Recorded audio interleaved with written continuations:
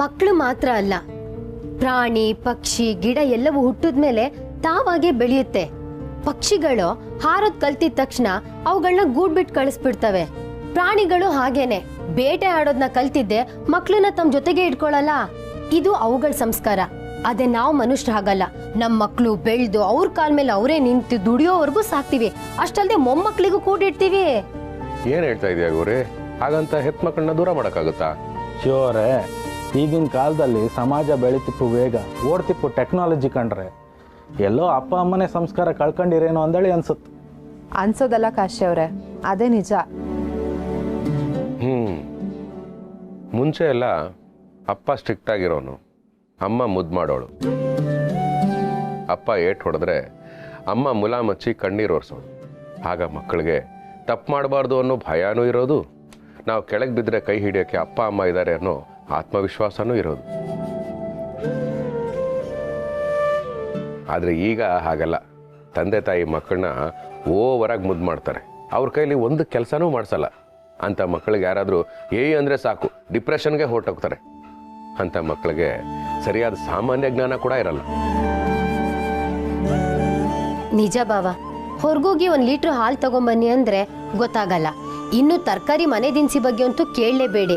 ಯಾರು ಬಂದು ಏನಪ್ಪ ನಿನ್ ಹೆಸರು ಅಂತ ಕೇಳಿದ್ರೆ ಹೆಸರು ಹೇಳೋದಕ್ಕೂ ಹೆದರ್ಕೋತಾರೆ. ಇನ್ನು ಮನೆಯಿಂದ ಆಚೆ ಹೋಗಿ ಆಟ ಆಡೋದು ಗೊತ್ತೇ ಇಲ್ಲ. ಯಾವಾಗ ನೋಡಿದ್ರು ಬುಕ್ಸು, ಹೋಮ್ವರ್ಕು, ಮೊಬೈಲು, ಗೇಮು, ಇಷ್ಟೇ ಪ್ರಪಂಚ. ಅಂತ ಮಕ್ಕಳ ಭವಿಷ್ಯ ತುಂಬಾ ಕಷ್ಟ. ಅಕಸ್ಮಾತ್ ಏನಾದ್ರೂ ಹೆಚ್ಚು ಕಡಿಮೆ ಆಗಿ ಅಪ್ಪ ಅಮ್ಮ ಇಬ್ರು ಇಲ್ಲದೆ ಇರೋ ಹಾಗಾಗ್ಬಿಟ್ರೆ ಈ ಜಗತ್ತಲ್ಲಿ ಅವರೊಬ್ಬರೇ ಬದುಕೋದಕ್ಕೆ ತುಂಬಾ ಕಷ್ಟಪಡ್ತಾರೆ. ಹೌದು, ಕಷ್ಟ. ಈಗಿನ ಕಾಲದಲ್ಲಿ ಮಕ್ಕಳಿಗೆ ಅಪ್ಪ ಅಮ್ಮನೇ ವಿಲನ್ ಆಗಿರ್ತಾರೆ. ಹೊರಗಡೆ ಪ್ರಪಂಚ ಹ್ಯಾಂಗೆ ನಡೀತಿತ್ತು ಎಂಬ ಪರಿಜ್ಞಾನ ಸಮೇತ ಇಪ್ಪುದಿಲ್ಲ. ಅಟ್ಲೀಸ್ಟ್ ಬ್ಯಾಂಕಿಗೆ ಹೋಗಿ ಚಲನ್ ತುಂಬೋದು ಹ್ಯಾಂಗೆ, ಪೋಸ್ಟ್ ಆಫೀಸು ಹ್ಯಾಂಗಿರುತ್ತೆ, ಸರ್ಕಾರಿ ಕಚೇರಿಗಳು ಹ್ಯಾಂಗೆ ಕೆಲಸ ಮಾಡುತ್ತೆ, ಬಸ್ ಹತ್ಕೊಂಡು ಒಂದು ಕಡೆಯಿಂದ ಇನ್ನೊಂದು ಕಡೆಗೆ ಹ್ಯಾಂಗೆ ಹೋಗ್ತು ಅಂಬು ಪ್ರಾಕ್ಟಿಕಲ್ ನಾಲೆಡ್ಜ್ ಸಮೇತ ಇಪ್ಪುದಿಲ್ಲ. ಅಲ್ಲ, ಇದನ್ನೆಲ್ಲ ಹೇಳಿ ಕೊಡ್ಕೋದು ಜವಾಬ್ದಾರಿ ಯಾರ್ದು? ಅಪ್ಪ ಅಮ್ಮಂದಲ್ದ? ಎಲ್ಲರೂ ಒಂದೇ ಥರ ಇರಲ್ಲ ಕಾಶ್ ಅವರೇ. ಈಗ ಆಲ್ಮೋಸ್ಟ್ ಎಲ್ಲರೂ ಒಂದೇ ಥರ ಬಿಹೇವ್ ಮಾಡ್ತಾ ಇದ್ದಾರೆ. ಇಲ್ಲ ತೀರಾ ಮುದ್ದು ಮಾಡ್ತಾರೆ, ಇಲ್ಲ ತೀರಾ ಕಟುವಾಗಿ ನಡ್ಕೋತಾರೆ. ಮಕ್ಕಳ ಮನಸ್ಸಲ್ಲಿ ಏನಿದೆ ಅಂತ ತಿಳ್ಕೊಳ್ಳೋ ಪ್ರಯತ್ನನೂ ಪಡಲ್ಲ. ನಮ್ಮ ಫ್ರೆಂಡ್ ಲಕ್ಷ್ಮಿ ಕಥೆನೂ ಅದೇ ಆಗಿರೋದು. ಯಾವಾಗಲೂ ಅಪ್ಪ ಅಮ್ಮನ ಜಗಳ, ಅವ್ರ ಜಗಳದಲ್ಲಿ ಈ ಮಗು ಬಡವಾಗಿದೆ. ನಿಜ ಬಾವ, ಈ ಮನೆಗೆ ಬಂದ್ಮೇಲೆನೆ ಲಕ್ಷ್ಮಿ ನಗ್ನಗ್ತಾ ಇರೋದು. ಯಾವಾಗ್ಲೂ ಇಲ್ಲೇ ಇರ್ಬೇಕು ಅಂತಾನೂ ಹೇಳ್ತಾ ಇರ್ತಾಳೆ. ಪಾಪ ಅಲ್ವಾ? ಮಕ್ಕಳಿಲ್ಲ ಅಂದೇಳಿ ನೊಂದ್ಕೊಂಬು ನಾವೊಂದು ಕಡೆ ಯಾರೆ, ಮಕ್ಕಳಿದ್ರು ಬೆಲೆ ಕೊಡದೆ ಅಪ್ಪ ಅಮ್ಮ ಒಂದು ಕಡೆ. ಪಾಪ ಲಕ್ಷ್ಮಿ ಇಲ್ಲಿರೋ ಅಷ್ಟು ಹೊತ್ತು ಖುಷಿಯಾಗಿರ್ತಾಳೆ. ಮನೆಗೆ ಹೋದ್ಮೇಲೆ ಅದೇ ರಾಗ ಅದೇ ಹಾಡು. ಅವಳು ಹಣೆ ಬರನೇ ಸರಿ ಇಲ್ಲ ಅನ್ಸುತ್ತೆ. ಅದಕ್ಕೆ ಕಣಮ್ಮ, ಇನ್ಮೇಲೆ ಇಲ್ಲೇ ಇರ್ತೀನಿ ಅಂತ ಲಗ್ಗೇಜ್ ಸಮೇತ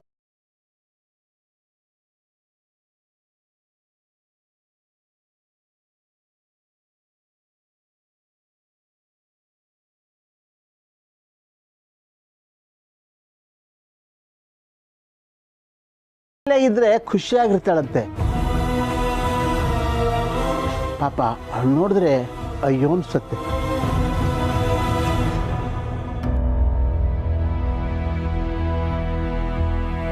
ರೀ, ಈಗ ಏನ್ರಿ ಮಾಡೋದು? ನೀವು ಮಾತಾಡ್ತೀರಿ, ಬರ್ತೀನಿ.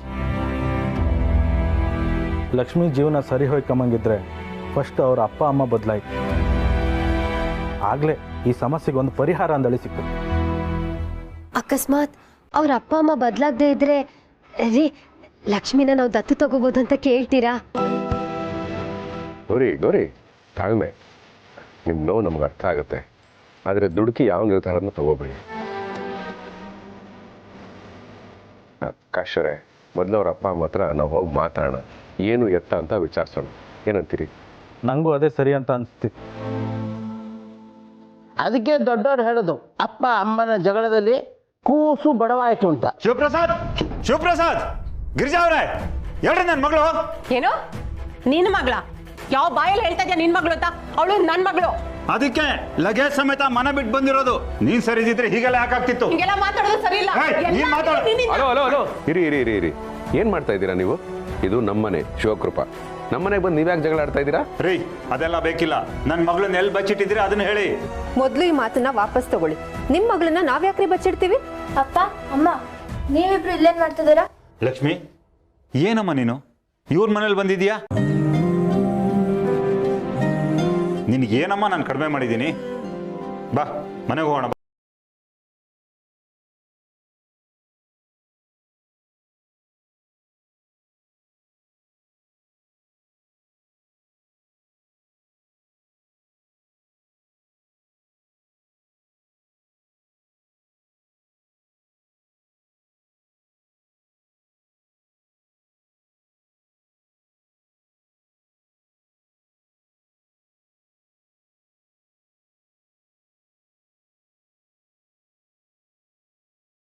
ಅದಕ್ಕೊಂದು ಕಾರಣ ಇರಬೇಕಲ್ಲ, ಅದೇನು ಅಂತ ಹೇಳು.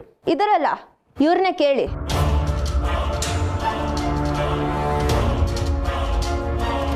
ಲಕ್ಷ್ಮಿ, ಯಾಕೆ ಹೀಗೆ ಮಾತಾಡ್ತಿದ್ಯಾ? ನಾನೇನಾದ್ರೂ ನಿಂಗೆ ಹರ್ಟ್ ಮಾಡಿದ್ದೀನಾ? ಮಾಡಿರ್ತೀಯ ಕಣೆ, ನಿಮ್ಮ ಮನೆಯವರೇ ಆಗಲ್ವಾ?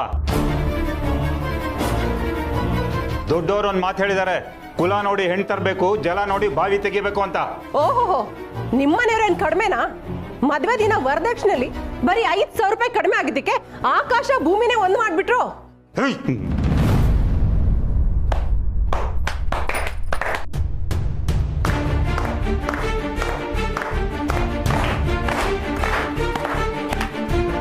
ಸೂಪರ್ ಮೇಡಮ್ ನೀವು. ಸರ್ ನೀವು ಸೂಪರೇ. ಅಪ್ಪ ಅಮ್ಮ ಅಂದರೆ ನಿಮ್ಮ ಹಾಗಿರಬೇಕು.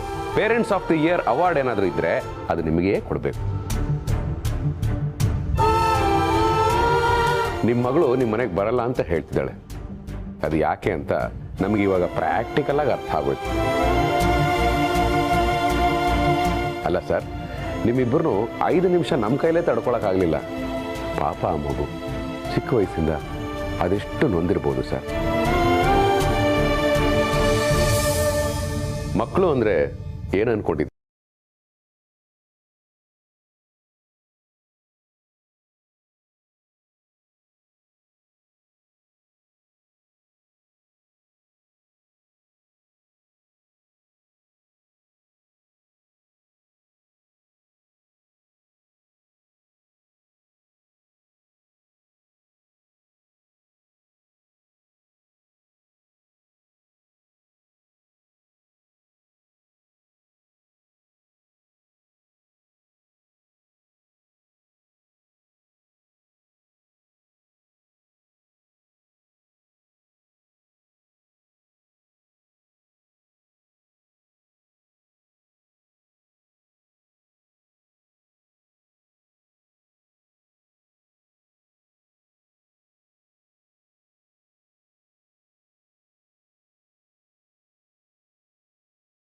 ಎಲ್ಲರ ಮನೇಲೂ ಇರುತ್ತೆ.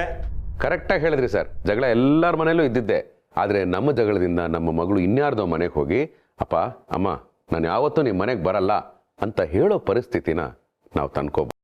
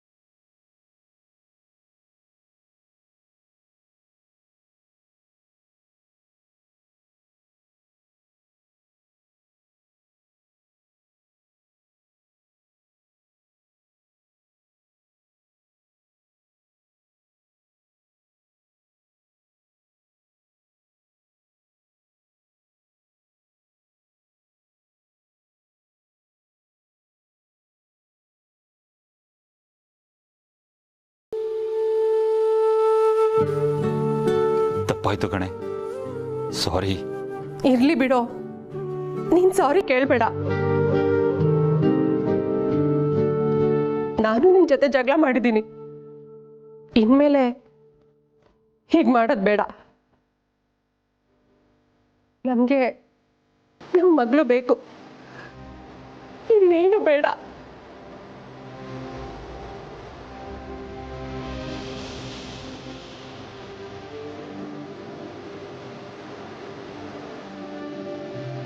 ಅವಳನ್ನ ನಾವು ಚೆನ್ನಾಗಿ ನೋಡ್ಕೊಳ್ಳೋಣ.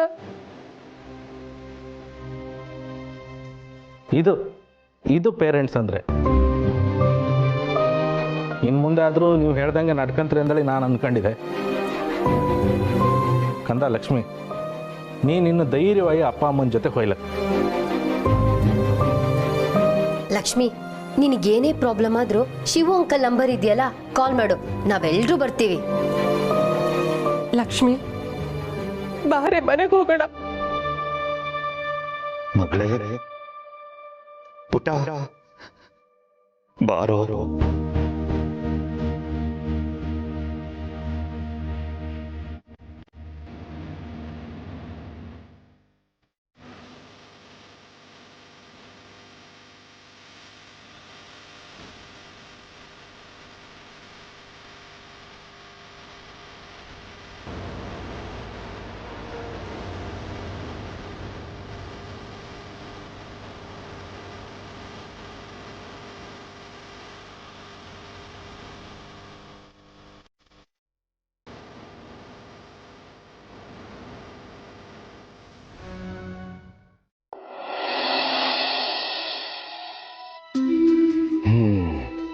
ಸತ್ಯ, ಭಗವಂತ ನನಗೊಂದು ಕರ್ತವ್ಯ ಕೊಟ್ಟಿದ್ದ.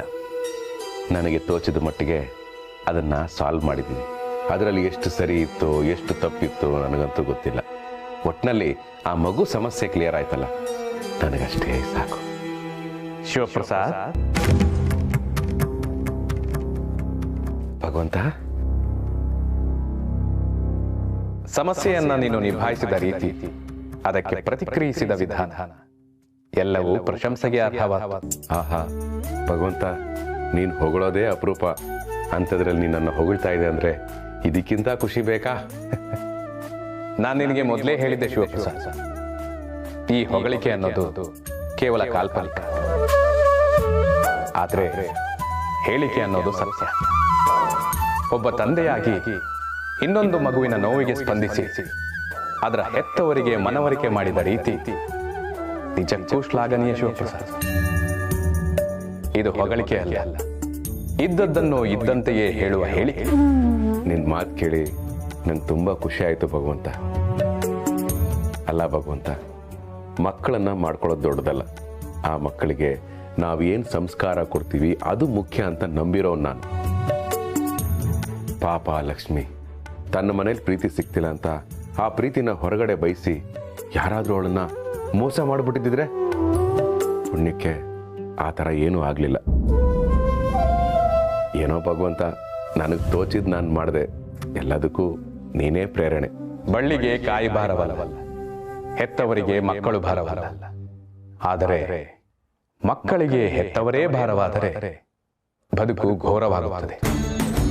ಮಣ್ಣಿಗೆ ಸಂಸ್ಕಾರ ಕೊಟ್ಟರೆ ಮಡಿಕೆಯಾಗುತ್ತದೆ, ಸಗಣಿಗೆ ಸಂಸ್ಕಾರ ಕೊಟ್ಟರೆ ವಿಭೂತಿಯಾಗುತ್ತದೆ, ಚಿನ್ನಕ್ಕೆ ಸಂಸ್ಕಾರ ಕೊಟ್ಟರೆ ಆಭರಣವಾಗುತ್ತದೆ. ಆದರೆ ಹೆತ್ತವರು ಮಕ್ಕಳಿಗೆ ಸಂಸ್ಕಾರ ಕೊಟ್ಟರೆ ಮಾತ್ರ ಮಕ್ಕಳು ಉತ್ತಮರಲ್ಲಿ ಸರ್ವೋತ್ತಮರಾಗುತ್ತಾರೆ. ಆದರೆ ಸಂಸ್ಕಾರ ಕೊಡುವ ಸಂಸಾರವೇ ಹದಗೆಟ್ಟರೆ ಮಕ್ಕಳ ಪಾಡೇನು? ಹೆಂಡತಿಯ ಮೇಲೆ ಗಂಡನ ದರ್ಪ, ಗಂಡನ ಮೇಲೆ ಹೆಂಡತಿಗೆ ಕೋಪ, ಇಬ್ಬರಲ್ಲೊಬ್ಬರು ಗೆಲ್ಲಲೇಬೇಕು. ಇಲ್ಲವಾದರೆ ಯುದ್ಧಕ್ಕೆ ವಿರಾಮವೇ ಇಲ್ಲ. ಹೆಣ್ಣು ಹೊನ್ನು ಮಣ್ಣಿಗಾಗಿ ನಡೆಯುವ ಯುದ್ಧಕ್ಕೆ ಅಂತ್ಯವಿದೆ ಶಿವಪ್ರಸಾದ್. ಆದರೆ ಅಹಂಕಾರಕ್ಕಾಗಿ ನಡೆಯುವ ಯುದ್ಧಕ್ಕೆ ಸಾವಿಲ್ಲ. ಏಕೆಂದರೆ ಮನುಷ್ಯನಿಗೆ ತನ್ನ ಜ್ಞಾನದ ಬಗ್ಗೆ ಅಹಂಕಾರವಿದೆ, ತನ್ನ ಅಹಂಕಾರದ ಬಗ್ಗೆ ಜ್ಞಾನವೇ ಇಲ್ಲ. ಈಗಲೂ ಕಾಲ ಮಿಂಚಿಲ್ಲ. ನಿಮ್ಮ ದ್ವೇಷ, ಅಸೂಯೆ, ಅಹಂಕಾರ, ಹಮ್ಮು ಬಿಮ್ಮುಗಳನ್ನು ಬಿಟ್ಟು ನಿಮಗಾಗಿ ಅಲ್ಲದಿದ್ದರೂ ನಿಮ್ಮ ಮಕ್ಕಳಿಗಾಗಿ ಒಂದಾಗಿ ಬಾಳಿ. ನಿಮ್ಮ ಮಕ್ಕಳಿಗೆ ನೀರನ್ನು ಮಾತ್ರ ಅಲ್ಲ, ನೀವಾಡೋ ಮಾತುಗಳನ್ನು ಶೋಧಿಸಿ ಆರಿಸಿಕೊಡುವುದು ಆರೋಗ್ಯಕ್ಕೆ ತುಂಬಾ ಒಳ್ಳೆಯದು.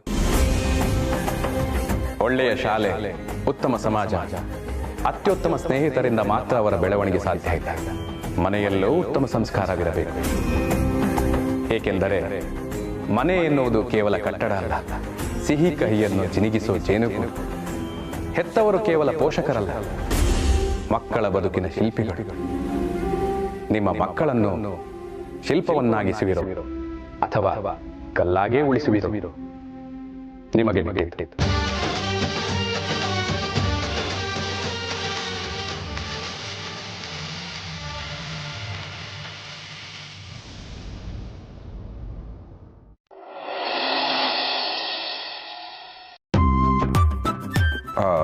ಮಾರ್ಗಿ ಮೇಡಮ್, ವಾ ಇನ್ನೂ ಫೋನ್ ನೋಡ್ಕೊಂಡೇ ಕೂತಿದ್ದೀರಾ?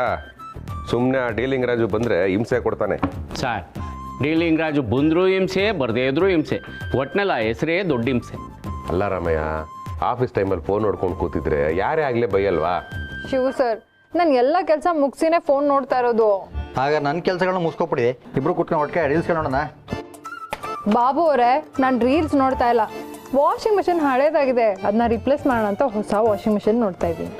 ಹಾಂ, ವಾಷಿಂಗ್ ಮಿಷಿನ್ ತೊಗೊಂಡು ಇನ್ನೂ 1 ವರ್ಷ ಆಗಿಲ್ಲ, ಆಗಲೇ ಹಳೇದಾಯಿತು ಅಂತ ಹೊಸ ವಾಷಿಂಗ್ ಮಿಷಿನ್ ತೊಗೋತಾ ಇದ್ದೀರಾ. ಪುಣ್ಯ ಮಾಡಿದ್ದೀರಾ. ಆದರೆ ನಮ್ಮನೇಲಿ ಇನ್ನೂ ಕೈಯಲ್ಲೇ ವಾಶ್ ಮಾಡೋದು, ಅದಕ್ಕೆ ನನ್ನ ಬಟ್ಟೆಗಳು ಫಳಫಳ ಅಂತ ಹೊಳಿತಾ ಇರುತ್ತೆ. ಅದನ್ನು ನಾನು ಮಾತ್ರ ಹೇಳ್ಕೊಳ್ತೀನಿ. ಶಿವು, ಪಾಪ ಮಾರ್ಗೀತಾನೆ ಏನು ಮಾಡ್ತಾಳೆ ಹೇಳು? ಮನೆಯಲ್ಲಿ ವಯಸ್ಸಾದ ತಾಯಿ, ಹೀಗೆ ಹೊರಗೆ ಬಂದು ದುಡಿಬೇಕು. ಈ ಕೆಲಸದವ್ನು ಹುಡ್ಕೋದೇ ಒಂದು ದೊಡ್ಡ ಗೋಳಾಗ್ಬಿಟ್ಟಿದೆ. ವಾಷಿಂಗ್ ಮಿಷಿನ್ ಇದ್ರೆ ಅನುಕೂಲ ಅಲ್ವಾ? ಸರ್, ನಮ್ಮನೇಲೂ ಇದೆ, ಹೋದ ತಿಂಗಳು ತಗೊಂಬಂದೆ. ಹಂಗಂದ್ರೆ ಹೋದ ತಿಂಗಳುಗಳಲ್ಲಿ ನಿಮ್ಮ ಪಕ್ಕದ ಮನೆಗಳಲ್ಲೂ ವಾಷಿಂಗ್ ಮಿಷಿನ್ಗಳು ತಂದಿರ್ಬೇಕಲ್ವೇ? ಅದೇಂಗ ಅಷ್ಟು ಕರೆಕ್ಟಾಗಿ ಹೇಳಿದೆ? ನಿಮ್ಮ ಮನೆ ಹಣ ಬರಗಳು ನನಗೆ ಗೊತ್ತಿಲ್ವೇ? ಪಕ್ಕದ ಮನೆಗಳಲ್ಲಿ ಏನೇ ತಂದ್ರು 1 ತಿಂಗಳು ಬಿಟ್ಟು ನಿಮ್ಮ ಮನೆಗಳಲ್ಲಿ ತರ್ತೀರಿ. ಅದು ಇಡೀ ಊರುಗಳಿಗೆ ಗೊತ್ತು. ಹೇ ಬಾಬು, ಹಾಗೆಲ್ಲ ಒಬ್ಬರು ವೈಯಕ್ತಿಕ ವಿಚಾರದ ಬಗ್ಗೆ ಮಾತಾಡಬಾರ್ದು. ಮಾರ್ಗಿ ಮೇಡಮ್, ವಾಷಿಂಗ್ ಮಿಷಿನ್ ಎಷ್ಟಾಗುತ್ತೆ? It depends. ಟಾಪ್ ಲೋಡ್ ಅಂದರೆ 15,000ಗೆಲ್ಲ ಸಿಕ್ಬಿಡುತ್ತೆ, ಆದರೆ ಫ್ರಂಟ್ ಲೋಡ್ ಅಂದರೆ 30,000 ನನ್ನ ಅಬಾವೆ. ಓ, ನೀವ್ಯಾವ ತಗೋತಾ ಇದ್ದೀರಾ? ನಾನು ಫ್ರಂಟ್ ಲೋಡು, ನನ್ನ ಬಜೆಟ್ ಒಂದು 45,000 to 50,000. ಅಷ್ಟೊಂದು ದುಡ್ಡಾ? ಶಿವು ಸರ್, ವಾಷಿಂಗ್ ಮಿಷಿನ್ಗೆ ದುಡ್ಡು ಜಾಸ್ತಿ ಆದಷ್ಟು ನೀರು ಕನ್ಸಂಪ್ಷನ್ ಕಡಿಮೆ ಯೂಸ್ ಮಾಡೋ ವಾಷಿಂಗ್ ಮಿಷಿನ್ ಸಿಗತ್ತೆ. ನೀರು ಕಮ್ಮಿ ಖರ್ಚಾಗುತ್ತಾ? ಖರ್ಚಾದ್ರೆ ಆಯ್ತು, ದುಡ್ಡು ಉಳ್ಸೋದು ನೋಡಿ ಮೇಡಮ್. ಕಮ್ಮಿ ದುಡ್ಡು ಇರೋದೇ ತಗೊಳ್ಳಿ ವಾಷಿಂಗ್ ಮಿಷಿನು. ಶಿವಪ್ನೆ, ನಿನ್ನೇನಾರು ಕೇಳೋರಣಪ್ಪನೆ, ಬೇರೆಯವ್ರ ಮನೆ ವಿಷಯಗಳು ಬೇಡ ಅಂದ್ಬಿಟ್ಟು ಇವಾಗ ನೀನೇ ಕೇಳ್ತಾ ಇದೀಯ.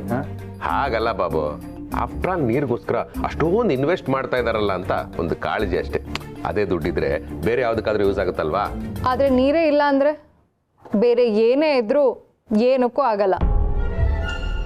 ನೀರನ್ನ ಸೇವ್ ಮಾಡಬೇಕು ಶಿವ ಸರ್. ಅಯ್ಯೋ ಮೇಡಮ್, ದುಡ್ಡು ಉಳ್ಸೋದು ನೋಡಿ, ನೀರಿಗೇನು ಎಲ್ಲ ಕಡೆ ಸಿಗುತ್ತೆ ಅಲ್ಲ?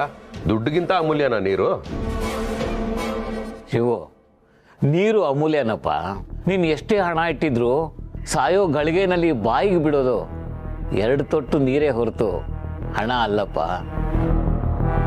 ಅದಕ್ಕೆ ನೀರಿಗೆ ಬೆಲೆ ಜಾಸ್ತಿನಪ್ಪ. ಸರ್, ಮ್ಯಾಪ್ ನೋಡಿಲ್ವಾ ಸರ್? ಅದ್ರಲ್ಲಿ 1/4 ಭಾಗ ಅಷ್ಟೇ ಭೂಮಿ ಇರೋದು, ಮಿಕ್ಕಿದೆಲ್ಲ ಬರೀ ನೀರೇ. ಸುಮ್ಮನೆ ನೀರಿಗೆ ಬೆಲೆ ಕೊಟ್ಕೊಂಡು ಏನು ಹೇಳೋದ ನಿಮಗೆ? ಇವಾಗ ನೀರಿಂದ ಕಣಪ್ಪ ಸಮಸ್ಯೆ. ಪೇಪರ್ನಲ್ಲಿ ಓದ್ತಾ ಇದ್ದೆ, ಪೈಪ್ ಲೈನ್ ಕಾಮಗಾರಿ ನಡೀತಾ ಇದೆಯಂತೆ. ಅದಕ್ಕೆ ಬೆಂಗಳೂರಿನಲ್ಲಿ ಒಂದೊಂದು ದಿನ ಒಂದೊಂದು ಏರಿಯಾನಲ್ಲಿ ನೀರನ್ನ ಬಂದ್ ಮಾಡ್ತಾ ಇದ್ದಾರೆ. ಬಂದ್ ಮಾಡ್ತಾರ ನೀರು ತಾನೆ ಸರ್, ಮಾಡಿದ್ರೆ ಮಾಡ್ಕೊಳ್ಳಿ ಬಿಡಿ, ದುಡ್ಡೇನಲ್ವಲ್ಲ.